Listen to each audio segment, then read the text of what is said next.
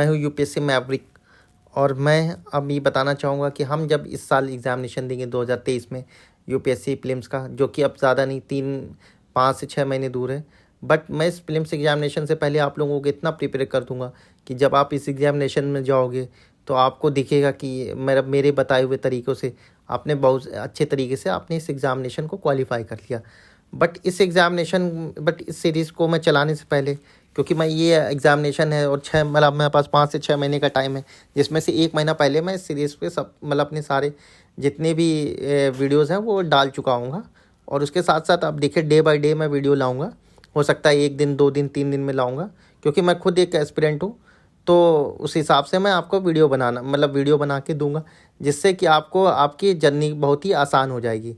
तो सबसे पहले मैं आप लोगों को अपने बारे में बताना चाहता हूँ कि मैं यूपीपीसीएस 2019 में सेलेक्टेड हूँ। उसके साथ साथ मेरा 64 बीपीएससी में भी एज ए रेवेन्यू से सिलेक्शन हो गया है, प्लस उसके हो गया था। उसके साथ साथ मैंने यूपीएससी प्रीलिम्स के कई सारे एग्जामिनेशन निकाले हैं और उसके मेंस भी लिखे हैं। उसके साथ साथ मैं यूपीएससी के एनडीए के रिटन एग्जामिनेशन, सीडीएस के रिटन एग्जामिनेशन, 4 बार एनडीए के रिटन एग्जामिनेशन, सीडीएस के 4 बार रिटन एग्जामिनेशन मैंने ऑलरेडी क्वालिफाई किए। तो मेरे पास रिटन एग्जामिनेशन क्वालिफाई करने का एक अच्छा खासा एक्सपीरियंस है। तो वही एक्सपीरियंस, खासकर जो प्रीलिम्स एक्सपीरियंस है वो मेरे पास बहुत अच्छा है। तो वो एक्सपीरियंस मैं आप लोगों के साथ शेयर करना चाहूँगा कि इस एग्ज़ामिनेशन को हम एज ए प्रो कैसे सॉल्व कर पाएंगे, या इस एग्ज़ामिनेशन को हम कैसे टैकल कर पाएंगे, ताकि हम बहुत कॉन्फिडेंट होकर इस एग्ज़ामिनेशन को सेलेक्ट कर पाएँ। तो ठीक है, तो हम आगे चलिए, हम लोग बढ़ते हैं, इस वीडियो में आगे बढ़ते हैं। तो कुछ की पॉइंट्स होते हैं। तो आज मैं इस वीडियो में केवल यही बताऊंगा कि हमारे की पॉइंट्स क्या हैं कि किसी यूपीएससी के प्रिपरेशन को स्टार्ट करने के या यूपीएससी के प्रिपरेशन में बने रहने के। तो देखिए, सबसे मेरा पहला पॉइंट है कि it is examination of your knowledge and your hard work oblique smart work. तो देखिए, ये एग्जामिनेशन, अगर कोई भी आपसे कहता है ना कि इस एग्जामिनेशन में यार उसने 2 महीने में पढ़ के तुक्का लगा के या कैसे करके एग्जामिनेशन निकाल लिया, तो या तो वो झूठ बोल रहा है या तो वो कुछ ना कुछ बना रहा है आपको। ठीक है, तो आप इस चीज़ को ध्यान रखिए कि ये एग्ज़ामिनेशन बिल्कुल ही नहीं है। मैंने आज तक किसी भी सिंगल कैंडिडेट से नहीं मिला जिसके पास एक required amount of knowledge base plus required amount of hard work ना हो। कोई भी अगर सिंगल है, अगर कोई कहता है कि मैं फर्स्ट अटैम्प्ट निकला हूँ, सेकंड अटैम्प्ट निकला हूँ, but still they have invested so much there hard work and their time in this preparation, उसके बाद ही एग्ज़ाम निकला है। क्योंकि ये एग्ज़ामिनेशन का जो स्ट्रक्चर ही बना हुआ ऐसा है कि आपको मिनिमम अमाउंट ऑफ टाइम अपनी नॉलेज को इन्हांस करने के लिए देना पड़ेगा, आपकी नॉलेज को कंसंट्रेट करने के लिए देना पड़ेगा, और एक सेट पैटर्न में आने के लिए, उस एग्ज़ामिनेशन को क्रैक करने के लिए आपको उतना टाइम इन्वेस्ट करना ही पड़ेगा। तो कोई भी ये एग्ज़ामिनेशन को ऐसा नहीं कह सकता कि इट इज़ एग्जामिनेशन ऑफ आपके तुक्के का या लक का एग्ज़ामिनेशन है। ये किसी भी तरीके से हो सकता है। बहुत सारे अदर एग्ज़ामिनेशंस होंगे जहाँ पे आपका लक चल गया और आपका सिलेक्शन हो गया। लाइक बहुत सारे सी क्लास एग्ज़ामिनेशंस हैं जिसमें आपने एक बार एग्ज़ाम दिया, आपका रिटन क्वालिफाई हो गया, सीधा आपकी कोई टाइपिंग कॉल आ गई या कोई रिटन कॉल एग्ज़ामिनेशन या मेडिकल कॉल आ गई, उसके बाद आपका हो गया। तो हो सकता है वहाँ पे एक बार लक चल जाए रिटन एग्ज़ामिनेशन में, बट ऐसा नहीं है। इस एग्ज़ामिनेशन को मल्टीपल टाइम ऑफ फ़िल्टर बनाया गया है इस एग्ज़ामिनेशन में, जो कि फ़िल्टर आउट करते हैं, वीट को फ़िल्टर आउट करते रहते हैं। तो उस हिसाब से आपके यहाँ पे एस्पिरेंट को फ़िल्टर आउट करते रहते हैं जो कि बहुत ज़्यादा क्वालिफाई ना कर पाएँ या उस एग्ज़ामिनेशन में उस टाइम उतने प्रिपेयर ना हो। तो ये बहुत ही ज़्यादा फुल प्रूफ एग्ज़ामिनेशन है। इस एग्ज़ामिनेशन को क्रैक करने के लिए आपको सर्टेन अमाउंट ऑफ नॉलेज और वो बेस होना चाहिए। और मैं उन सारे एस्पिरेंट से भी कहना चाहता हूँ कि जिन एस्पिरेंट्स को लग रहा होगा, अगर लग रहा है कि मैं ये एग्ज़ामिनेशन को बिना नॉलेज के क्रैक करा सकता हूँ, तो ये नहीं है। हाँ, मैं ये ज़रूर कह सकता हूँ कि अगर उनके पास सर्टेन अमाउंट ऑफ नॉलेज है और उनके पास सही गाइडेंस नहीं है और सही डायरेक्शन नहीं है, तो मैं उनको बहुत ईजिली क्रैक करा सकता हूँ। बट मैं ये नहीं कह सकता कि उनको पास बिना नॉलेज के मैं इस एग्ज़ामिनेशन को क्रैक करा सकूँ। बस मैं उस नॉलेज को एक सही डायरेक्शन दे सकता हूँ या आपको बता सकता हूँ कि उस एग्ज़ामिनेशन में उस सही नॉलेज को कैसे यूटिलाइज़ करना है। तो ठीक है, तो उसके बाद दूसरा पॉइंट ये है कि invest your time with whole heartly effort. तो होता क्या है कि देखिए एग्ज़ामिनेशन है कि यहाँ पे 99.9% लोग फेल हो जाएंगे। ठीक है, तो आपको वो 0.1% बने रहने के लिए आपको बिल्कुल सिंपल सा ये है रूल कि आपको बहुत क्रिस्प एंड क्रिस्टल क्लियर होना पड़ेगा अपनी लाइफ में, कि आपको बहुत ही होल हार्टली आपके साथ एफर्ट करना पड़ेगा। होल हार्टली के साथ साथ ये मतलब नहीं है कि दिन भर लेके गधों की तरह जुटे हुए हैं। इसका मतलब ये है कि आपको सही अप्रोच के साथ, सही डायरेक्शन के साथ, सही किताबों का चयन करके, सही मैगज़ीन का चयन करके या सही न्यूज़पेपर का और उसके आर्टिकल्स का चयन करके पढ़ना पड़ेगा, और उसी के साथ साथ आपको अपनी लाइफ को सही बैलेंस आउट करना पड़ेगा। देखिए ये जो है साइकिल है, बहुत ही क्रूअल साइकिल है। इस साइकिल में क्या है कि अगर आप एक बार इन्वेस्ट का मतलब क्यों मैं क्या कह रहा हूँ कि वोट टाट लिए, क्योंकि ये साइकिल क्या है कि अगर आप इस साइकिल में घुस गए और आपने सही से एफर्ट डाला है, तो या तो आप देखिए साइकिल में सेलेक्ट होकर निकलोगे, या तो आप फिर इस साइकिल में जब आपके अटेम्प्ट खत्म हो जाएंगे तभी निकलोगे, वो चाहे 6 हो, चाहे 10 हो, चाहे अनलिमिटेड हो। तो उसके बाद क्या होता है कि इस साइकिल में जब लड़का इंटर तो करता है तो वो 21-22 का होगा या 25-26 का होगा, पर जब वो साइकिल से निकलता है तो उसके साइकिल में निकलने के बाद उसकी ये लाइफ में वो ना वो एनर्जी बची होती है, ना उसके पास इतना टाइम बचा होता है कि वो किसी और चीज़ में एक्सेल करने की कोशिश करे। तो उसके बाद जब वो लाइफ में उसके बाद बचा होता है तो उसके बाद वो सोचता है कि कोई नॉर्मल नौकरी, मैं एक दो एक्सेप्शंस की बात नहीं कर रहा, पर जनरली यही होता है कि इस लाइफ में निकलने के बाद अगर इस लाइफ में आप सेलेक्ट नहीं हुए, अगर या तो आप देखिए यूपीएससी में सेलेक्ट नहीं हुए तो किसी अदर स्टेट पीसीएस में सेलेक्ट हो जाएंगे, अगर उसके बाद भी सेलेक्ट नहीं हुए देन बहुत ही लाइफ के साथ आपके बहुत ही हो जाता है। हो सकता है कि आप किसी अदर प्राइवेट सेक्टर में या बिजनेसेस में आप एक्सेल कर जाते, पर वो एक्सेल करने के चांसेस भी उस लाइफ में 30 ईयर्स 32 35 के बाद वो चांसेस बहुत ही मिनिमम होते चले जाते हैं। तो इसीलिए अगर आपको इस बार अगर आपको सिलेक्शन की लाइफ में आना है तो अपने लाइफ में अच्छे से इन्वेस्ट करना है, अपने आप को टाइम देना है, अपने होट हार्टली सिलेक्शन करना है। देखिए ये बिल्कुल बहुत क्रूअल साइकिल है। इस साइकिल में आपको जाने के बाद क्या है कि आप कभी भी आप रेस्ट नहीं कर पाओगे। क्यों?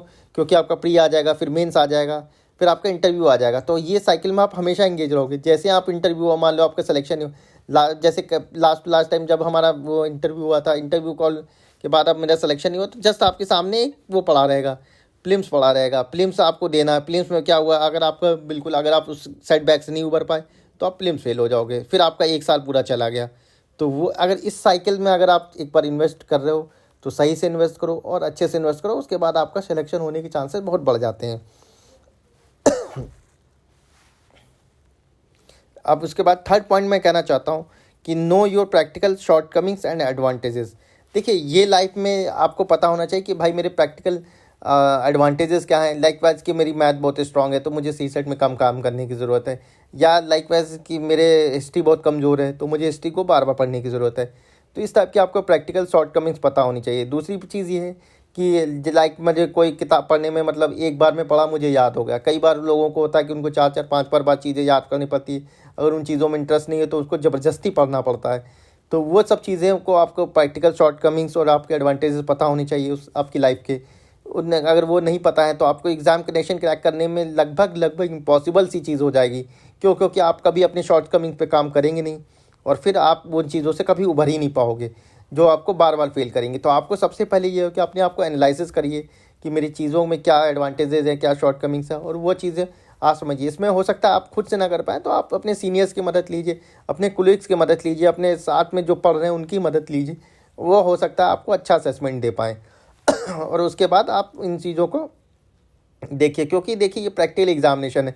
और देखिए इस प्रैक्टिकल शॉर्टकमिंग्स और ये क्यों कह रहा हूँ, अब मैं आइडियलिस्टिक क्यों नहीं कह रहा हूँ, क्योंकि आइडियलिस्टिक तौर पे मैं लेट्स से एक एग्जांपल देता हूँ कि जैसे अगर आपको प्रैक्टिकल चीज़ मतलब कोई चीज़ें करनी है तो आपको प्रैक्टिकली पता होना चाहिए कि मैं वो चीज़ों को कैसे कर पाऊँगा। जैसे कि अगर एक मैच है, क्रिकेट मैच है, 50 ओवर्स का वनडे मैच है, और अगर किसी टीम ने 300 रन बना दिए फर्स्ट टीम ने, तो वो चेज़ करने वाली टीम मतलब आइडली तो उसको 50 वो मतलब बॉल पे ही चेज़ कर सकती है। क्यों? 50 अगर 300 रन बन जाएंगे। बट क्या ये प्रैक्टिकली पॉसिबल है कि वो हर गेंद पे छक्का मार सके कोई बैट्समैन? ये नियरली इम्पॉसिबल है। तो नियरली इम्पॉसिबल है तो अपने टारगेट भी वैसे होने चाहिए कि हमें मतलब हर गेंद पे छक्का नहीं मारना, ज़्यादा ट्राई क्या करना है कि भाई हर गेंद पे सिंगल आता रहे, तभी हम उस मतलब जो अपने रन रेट को बना सके। और कहीं अच्छा है तो 4 रन मार दिए, जैसे वीकेंड मिला, अच्छा टाइम है तो आपने अच्छा पढ़ लिया। तो उस हिसाब से पर डेली हमें अपना कंसिस्टेंट टाइम पढ़ना ही है। और जब आपको फ्री टाइम मिला तो आपने ज़्यादा पढ़ लिया, या ज़्यादा अभी कहीं ट्रेन में जर्नी कर रहे हैं, आपके पास खाली टाइम है तो कुछ आपको कवर करना है, यूट्यूब वीडियोस या कहीं से वीडियोस देख के अपनी कोचिंग के उनसे कवर कर लिया। तो इन टाइप चीज़ों से आपको प्रैक्टिकल चीज़ों मतलब अपने आप को बहुत प्रैक्टिकल रखना है और उससे ही आप इन एग्जामिनेशन को निकाल पाओगे। चौथा पॉइंट है कि आप balance out your study with all the other activities. तो बैलेंस आउट स्टडी का मतलब है कि भाई देखिए आप किसी भी एस्पिरेंट की लाइफ से लेके किसी भी अदर पर्सन की लाइफ में हर एक्टिविटी के लिए कुछ ना कुछ टाइम होता है। जैसे कि आप एक एस्पिरेंट हो तो आप अगर हमने फुल्ली अगर आप जाके दिल्ली में रह रहे हैं, मुखर्जी नगर, आज़ादी नगर में, और वहाँ पे आप कोचिंग कर रहे हैं, तो उसके हिसाब से आप देखें तो आपको क्या है, आप मतलब आपके पास बहुत सारा टाइम है। बट हो सकता है कि कई सारे वर्किंग प्रोफेशनल भी हैं जो बाहर में रह रहे हैं और अपना तैयारी कर रहे हैं, उनके भी एग्जामिनेशन निकलते हैं। तो ये हर किसी के लिए पॉसिबल है। बस इसमें मेन चीज़ क्या है कि आप अपने आप को बैलेंस आउट कैसे कर सकते हो अदर चीज़ों को। लाइक कि अगर आप एक एस्पिरेंट हो तो इसका मतलब ये नहीं कि आप अपने दोस्तों के साथ बहुत ज़्यादा टाइम स्पेंड कर सकते हो क्योंकि आप हर टाइम पढ़ ही रहे हो, ऐसा नहीं है। आपको अपनी टाइम में हमेशा एफर्ट डालना पड़ता है। और अगर जैसे आप अगर कोई जॉब मतलब आप किसी जॉब में हो तो फिर आपको भी उस हिसाब से अपने टाइम को बचाना पड़ेगा कि आप अब नाइट मतलब डे आउट नहीं कर सकते, नाइट आउट नहीं कर सकते, अपनी फैमिली को हमेशा टाइम थोड़ा कम करना पड़ेगा, आप हमेशा एंजॉय नहीं कर सकते। तो ये सब चीज़ें करनी पड़ेंगी उसी साथ, क्योंकि आप हमेशा याद रखिए कि ये 99.9% एग्जामिनेशन में फेल हो जाने, केवल 1% 0.1% लोग ही सक्सेस होने। तो उस 0.1% में आने के लिए आपको 99 से ज़्यादा मेहनत तो करनी पड़ेगी। और उस ज़्यादा मेहनत करने के लिए हमेशा याद रखिए कि अगर आप जिस टाइम आप रखोगे उस टाइम भी कोई बंदा आपसे ज़्यादा पढ़ रहा होगा और वही बंदा आपसे सक्सेस करेगा और वही बंदा अपने ऊपर मेहनत कर रहा होगा। और ये देखिए, ये लक तो हर एक अलग चीज़ होती है, बट उसके साथ साथ कहीं ना कहीं गॉड भी हमें देखता है कि मतलब हम कितनी मेहनत कर रहे हैं, उसी हिसाब से हमें सिलेक्शन देता है। तो ये चीज़ आप हमेशा ध्यान रखिए कि भाई आपको अपनी स्टडी को बहुत सारा बैलेंस आउट करना पड़ेगा अपनी लाइफ में। और अगर मेरे हिसाब से अगर आप इस स्टडी में अगर आप ये यूपीएससी की जर्नी में आते हैं तो आप अपने आप को बहुत ही पहले से अपनी लाइफ के बारे में समझ के आए कि आप कैसे इसको अंडरस्टूड कर पाएंगे और अपनी बाकी चीज़ों को जो इरेगुलर है या अनइम्पॉर्टेंट चीज़ है उनको कैसे मिनिमाइज़ कर पाएंगे। अब देखिए नेक्स्ट पॉइंट है कि भाई आप जब इस साइकिल में आए तो inter this cycle without any biases and myth. देखिए बहुत सारे लोग आते हैं जब नए नए आते हैं, खासकर ग्रामीण पृष्ठभूमि के जो लड़के आते हैं वो बहुत सारे बायसेस को लेके आते हैं कि हिंदी में सिलेक्शन नहीं होते हैं, या दूसरे बायसेस है कि इस ऑप्शनल में नंबर नहीं मिलते, इस ऑप्शनल में तो बहुत नंबर मिलते हैं, या तो इंटरव्यू में ये वाले प्रोफेसर ऐसे करते हैं या ये जो चेयरमैन है वो ऐसे हैं। तो ये सब चीज़ें नहीं करनी है। या आप देखिए आप इस साइकिल में विदाउट बायसेस आएंगे तो उतना जल्दी है साइकिल को सिलेक्शन पाना। आप अगर एक बायसेस बना लेंगे तो सुभरने में ही बहुत सारा टाइम निकल जाता है और उस हिसाब से आप अपनी प्रिपरेशन को टाइम नहीं दे पाते। तो बेटर है कि आप एज ए बिल्कुल एस्पिरेंट आए, फ्रेश एस्पिरेंट की तरह सोचें और बिल्कुल न्यूट्रलाइज होकर अपने आप को सोचें कि भाई देखिए सिंपल सी बात है, अगर मैंने मेहनत की तो मेरा सिलेक्शन होगा, अगर मैंने मेहनत नहीं की तो मेरा सिलेक्शन नहीं होगा। और इस चीज़ों से आप जल्दी से उभर पाओगे। और मेरा लास्ट पॉइंट है कि invest on you good sources and rely on basics. तो देखिए आपने सोर्सेज हमेशा जो भी प्रिपरेशन किए हैं वो अच्छे से बनाइए। हाँ, मैं सोर्सेज के लिए एक अलग से वीडियो बना दूंगा और मेरे भी सोर्सेज वही रहे हैं जो ज़्यादातर टॉपर्स के रहे हैं। जैसे पॉलिटी में लक्ष्मीकांत हो गई, प्रीलिम्स में, मेंस के लिए मैंने एनसीईआरटी को रिफ़र कर लिया था। तो ये सब चीज़ें हर टॉपर्स आपको वही बताएगा। आप इसके लिए एक अच्छा, अगर कोई भी एस्पिरेंट है तो वो ये कर सकता है कि कुछ मतलब 10 या 12 टॉपर्स को देखे, उनके कॉमन पॉइंट्स को देखे कि उनके हर सब्जेक्ट के कॉमन पॉइंट्स उन्होंने क्या पढ़े हैं। उन कॉमन पॉइंट्स को तो ज़रूर से ज़रूर रिफ़र करें। अगर 10 अच्छे टॉपर अगर किसी एक कॉमन पॉइंट्स को पढ़ रहे हैं तो ज़रूर से, मतलब इसका मतलब है कि उसका जो आउटपुट रेशियो बहुत अच्छा है। तो इसके हिसाब से जैसे पॉलिटी में लक्ष्मीकांत हर कोई सजेस्ट करता है, तो जिसका मतलब ही यही कि पॉलिटी में लक्ष्मीकांत कहीं ना कहीं उसको फ्रूट देती है तो प्रीलिम्स के लिए। तो आप ये चीज़ हमेशा ध्यान रखिए कि अगर कोई 10-12 एस्पिरेंट या अच्छे एस्पिरेंट्स कह रहे हैं जिनका सिलेक्शन हो रखा है तो वो कहीं ना कहीं उन्होंने वो फ्रूट दिया है। तो इस हिसाब से आप उस चीज़ों को करने की कोशिश करिए। और आप देखिए बेसिक्स पर रिलाई करने का मतलब है कि देखिए ये एग्जामिनेशन सिंपल सा है कि आप बहुत ज़्यादा सुपरफिशियल चीज़ों में मत ध्यान दीजिए कि भाई मैंने 10 घंटे की यूट्यूब वीडियो देख ली, मैंने यहाँ से वो कर लिया, यहाँ से वो कर लिया। ये सब चीज़ें नहीं करनी है। आपको बिल्कुल सिंपल सा बेसिक्स पे पढ़ना है, रिवाइज करना है, उसके बाद उसके मॉक सॉल्व करने, पीआईक्यू सॉल्व करने। यही उसका बेसिक्स है आपके क्वेश्चन का सॉल्व करने का, और यही आपको एग्जामिनेशन निकलवाएंगी। आपको बिल्कुल मतलब ध्यान नहीं देना कि आप ये हो गया। बहुत सारे एग्जामिनेशंस में क्या होता है कि जब हम यूपीएससी का एग्जामिनेशन देते हैं तो हम उन 100 क्वेश्चंस में 4 या 5 क्वेश्चंस पे बहुत ज़्यादा फोकस करते हैं जो पता नहीं कहाँ से पूछे गए हैं, क्योंकि उनके सोर्सेज बहुत ज़्यादा क्लियर नहीं होते हैं। पर वो लड़के क्या है, उन 5 क्वेश्चन को पढ़ने के लिए 10 रिसोर्सेज बना लेते हैं और वो 10 रिसोर्सेज कभी उनको फ्रूट नहीं देती। जबकि वो एक रिसोर्सेज से जिससे 12 क्वेश्चन आए उनको वो पढ़ना वो पसंद नहीं करते कि बार बार पढ़ूँ कि उनसे कोई पॉइंट ना मिस हो जाए।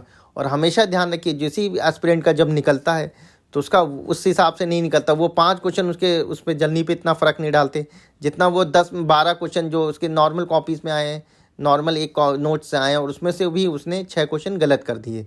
तो तब वो उसकी जर्नी में फ़र्क डालते हैं। अदरवाइज़ अगर वो सही से उन 12 क्वेश्चन को प्रिपेयर कर लेता और 8 क्वेश्चन भी कर देता सही और 4 छोड़ देता, तब भी वो मतलब रेस में बना हुआ है।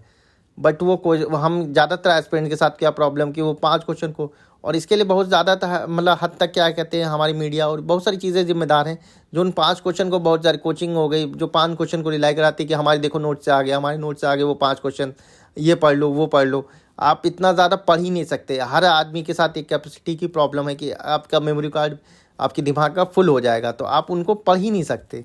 तो इस हिसाब से है। तो नेक्स्ट वीडियो देखिए दोस्तों, ये थे मेरे की पॉइंट्स थे कि भाई मैंने अपने प्रिपरेशन में क्या सीखा अपनी लाइफ में। फिर मैं नेक्स्ट पॉइंट ये बताऊंगा आने वाली वीडियोस में कि हम आगे आने वाली वीडियो में 20-20 क्वेश्चंस मैं दिखाऊंगा कि कैसे मैंने रियल एग्जामिनेशन में अगर मैं होता तो मैं उन्हें कैसे सॉल्व करता, मैंने क्या माइंड लगाया, क्यों माइंड लगाया। और उससे पहले मैं और भी बताऊँगा कि आपको क्वेश्चन अगर जब भी आप यूपीएससी में जाएँ तो उससे पहले क्या माइंड सेट लेके जाएँ।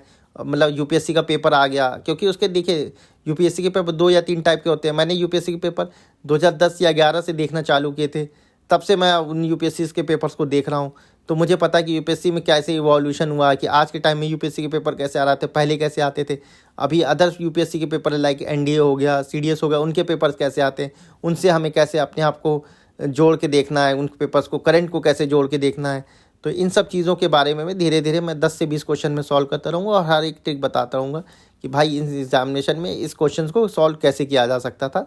और ज़्यादातर एस्पिरेंट की जो ट्रिक होती है वो उसी पर रिलाई करती है जिनके आंसर्स निकलते हैं। तो मेरे साथ बने रहिए, और अगर आपको वीडियो अच्छा लगा तो लाइक एंड शेयर करिए। ये मेरा पहला वीडियो था उसमें, और आने वाले होपफुल टाइम में कि हो सकता है मैं ज़्यादा वीडियो बनाऊँगा, और ये तभी पॉसिबल है जब आप इसको अच्छे से लाइक एंड शेयर कर पाएँ।